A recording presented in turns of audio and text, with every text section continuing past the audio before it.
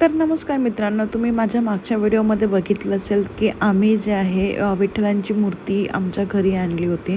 तर आज 1 जानेवारीचा दिवस होता आणि आम्ही विचार केला की आजच आपण आपल्या मूर्तीची जी आहे प्राणप्रतिष्ठा करायला पाहिजे. त्यामुळे जे आहे सकाळी अंघोळ वगैरे करून आम्ही जे आहे पूजा करत होतो. तर मूर्तीला आम्ही दही, दूध, चंदन, त्याच्यानंतर शहद, पाणी सर्वांनी आम्ही छान पद्धतीने जे आहे मूर्तीचं स्नान करून घेतलं होतं.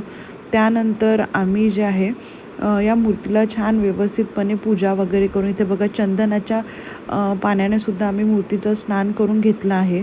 त्याच्यानंतर आम्ही जे आहे या पद्धतीने मूर्तीची पूजा केली. पूजा करून जे आहे वस्त्र वगैरे घालून ही मूर्ती जी आहे आम्ही देवघरामध्ये आमच्या स्थापन केली आहे. तर तुम्हाला कशी वाटली ते नक्की सांगा.